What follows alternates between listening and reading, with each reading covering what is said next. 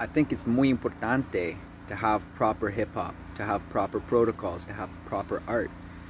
Protocols is a heavy word, but it's like with, you know, hip hop and doing certain things in the street scene, it's like anybody can go grab a pen or throw up some BS on some wall, and it's like, that's not really respectful, that's not really art. Yes, it's cool or whatever, you might be tagging, but like at some point you need to learn your tag, right? You first learn the tag. Like mine is drone, D-R-O-N-E. And I do my tag, I've done my tag in books and with the homies. We practiced after hip hop, we walked around, and then I started doing some pen stuff, and then I did some tagging. That's illegal, that's not the vibe. The vibe is, for me anyway, to find legal walls or safe spaces at night that I can do some art for free, like respectfully and kindly and quietly. I move on, I make sure it's safe with the community. You know, if there's a good piece there, you don't go over it. If there's not, you know, maybe if it's really, really old, you can figure it out, but you fix up the area, fix up the space, you make it better. Don't fuck up city places and all these places. But there are places that are legal walls.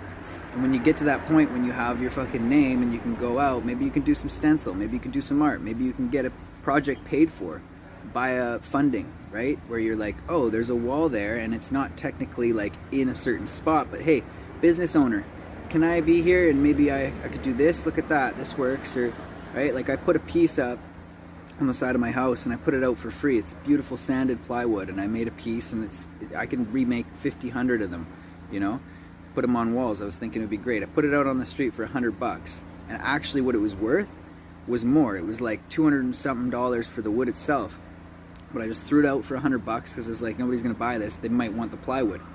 My mother ended up putting it on the side of our house, and it's beautiful, right? It's like this beautiful energy, beautiful piece. And it reminds me of my time at certain places, and I think that one's more like Fairy Creek in the woods, the old growth, these forests, these streams. So I look at some of my paintings and I'm like, every painting I'm doing is a story of a moment. I've done a lot from Shams, I've done a lot from different places, but like right now I'm starting a new line. And this new line is like, it's high level to me because I'm showing up for it in a different frequency, different consciousness. I'm gonna put it out in a different way.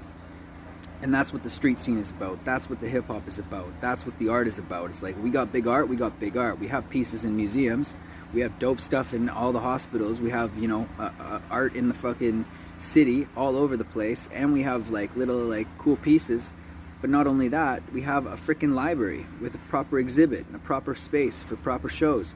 And we also have, you know, a university with proper art and proper people and credentials and thoughts and consciousness. And so this place is equipped in a beautiful space for this. So we have to do it in a way in which it's proper from the streets, but not repeating the patterns of the past.